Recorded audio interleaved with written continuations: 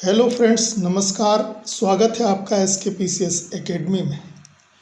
Current affair से संबंधित कुछ अन्य महत्वपूर्ण बिंदुओं को जानते हैं जो आगामी परीक्षाओं के लिए महत्वपूर्ण है। तो चलें शुरू करते हैं। एशिया का सबसे बड़ा कंप्रेस्ड बायोगैस संयंत्र किस स्थल पर लगाया गया है? ऑप्शंस हैं संगरूर, सूरत, नागपुर, मुंबई। क्या होगा सही आंसर? राइट आंसर हो जाएगा संगरूर में लगाया गया है। और संगरूर कहाँ पड़ता है? पंजाब में पड़ता है। तो संगरूर पंजाब में इसे लगाया गया है। अगला प्रश्न देखें। 3 से 7 जनवरी 2023 के मध्य 108वीं भारतीय विज्ञान कांग्रेस का आयोजन किस स्थल पर किया गया? दिल्ली, नागपुर, बेंगलुरु या हैदराबाद? राइट आंसर क्या हो जाएगा? नागपुर, महाराष्ट्र में किया गया है। 108वीं भारतीय विज्ञान कांग्रेस के विषय में आप ये भी ध्यान रखिएगा, राष्ट्र संत तुकडोजी महाराज नागपुर विश्वविद्यालय में ये आयोजित हुई है। इसकी अध्यक्षता किसने करी है? विजय लक्ष्मी सक्सेना ने की है। और इसका विषय क्या था? महिला सशक्तिकरण सहित सतत विकास के लिए विज्ञान और प्रौद्योगिकी। भारतीय विज्ञान कांग्रेस से संबंधित परीक्षाओं में प्रश्न आते रहे हैं, तो ये ध्यान रखिएगा। 108वीं कहाँ हुई है? नागपुर में हुई है, महाराष्ट्र में, जिसकी अध्यक्षता किसने करी है? विजय लक्ष्मी सक्सेना ने की है। अगला प्रश्न देखें। बैंडीकूट विश्व का पहला मेला ढोने वाला रोबोट है, जिसे हाल ही में किस भारतीय राज्य ने अपनाया है या किस राज्य में ये लगाया गया है? तमिलनाडु, तेलंगाना, गोवा या केरल? इन ऑप्शंस में क्या सही होगा? राइट आंसर हो जाएगा केरल। अगला प्रश्न देखें। वर्तमान में विश्व का द्रुततम सुपर कंप्यूटर कौन सा है? फुगाकू, फ्रंटियर, समिट या सिएरा? क्या होगा सही आंसर? राइट आंसर हो जाएगा फ्रंटियर। इस समय वर्तमान में अमेरिका का फ्रंटियर विश्व का सबसे तेज सुपर कंप्यूटर है। यदि हम भारत की बात करें तो भारत का याद आ रहा हो, बताएं वर्तमान में भारत का सबसे तेज सुपर कंप्यूटर कौन सा है?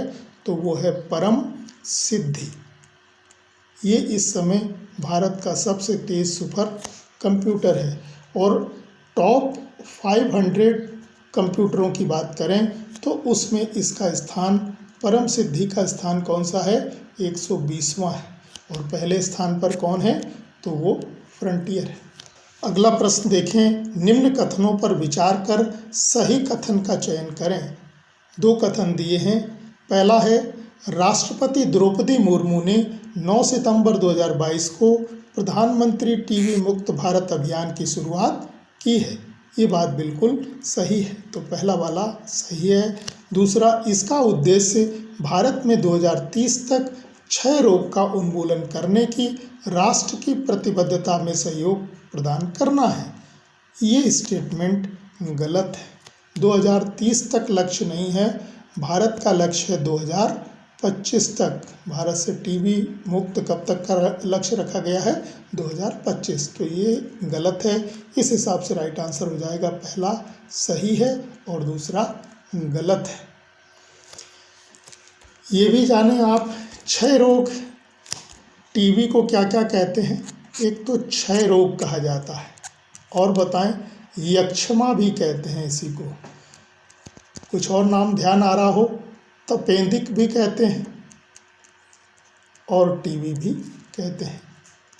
तो इससे मुक्ति का लक्ष्य कब तक रखा गया है? 2025 तक रखा गया है। भारत ने अपना लक्ष्य रखा है। अगला प्रश्न देखें। निम्न कथनों पर विचार कर सही कथन या कथनों का चयन करें। इनमें से आपको सही चुनने हैं। 4 कथन हैं, कौन कौन से सही हैं, कौन से गलत हैं। भारत का प्रथम स्वदेशी टीका QHPV है, ये बिल्कुल सही है। इस टीके का नाम सर्वावेक है, ये भी सही है। यह टीका महिलाओं में गर्भाशय ग्रीवा कैंसर को रोकता है, ये बात भी सही है। सर्वाइकल कैंसर में ह्यूमन पेपिलोमा वायरस उत्तरदायी होता है, ये भी सही है। तो सभी सही है। अगला प्रश्न देखें, भारत का पहला स्लेंडर लॉरिस अभयारण्य स्थापित करने की घोषणा किस राज्य सरकार ने की है? ऑप्शन है तेलंगाना, केरल, तमिलनाडु, उत्तर प्रदेश। क्या होगा सही आंसर? राइट आंसर हो जाएगा तमिलनाडु। किसने की है? तमिलनाडु। स्लेंडर लॉरिस होता क्या है? तो ये बातें ध्यान रखिएगा। ये छोटे निशाचर प्राइमेट अर्थात नर वानर होते हैं। इनका जीवन काल 12 से 15 वर्ष होता है। इनकी दो प्रजातियां होती हैं, एक रेड स्लेंडर लॉरिस होता है और एक ग्रे स्लेंडर लॉरिस होता है। अगला प्रश्न देखें, निम्नलिखित में से किस राज्य की सरकार ने भारत का पहला डुगोंग संरक्षण रिजर्व लगाने की घोषणा की है? तो भारत का पहला डुगोंग संरक्षण रिजर्व किसने बात कही है? केरल, तेलंगाना, तमिलनाडु या गोवा? कहाँ लगाया जाएगा? राइट आंसर है तमिलनाडु। डुगोंग के विषय में आप ये ध्यान रखिएगा, इसे समुद्री गाय कहा जाता है। डुगोंग मन्नार की खाड़ी, पाक की खाड़ी, कच्छ की खाड़ी में पाए जाते हैं और इसका साइंटिफिक नेम क्या है? डुगोंग। अगला प्रश्न देखें, सुमेलित करना है। एक तरफ देश दिए हुए हैं और दूसरी तरफ राष्ट्रपति दिए हुए हैं जो अभी हाल ही में नए नियुक्त हुए हैं। तो आप मिलान करें, नाइजीरिया में कौन है, वियतनाम में कौन है, साइप्रस या चेक गणराज्य में कौन है इस समय राष्ट्रपति? क्या होगा सही आंसर? तो मिलाएं। नाइजीरिया के राष्ट्रपति नए बने हैं अहमद अदेकुनले टिनुबू। वियतनाम के नए राष्ट्रपति बने हैं वो वेन थुओग। साइप्रस में बने हैं निकोस क्रिस्टोडोलाइड्स और चेक गणराज्य के बने हैं पेट्रा पॉवेल। तो इस हिसाब से 1, 2, 3, 4 राइट आंसर क्या हो जाएगा?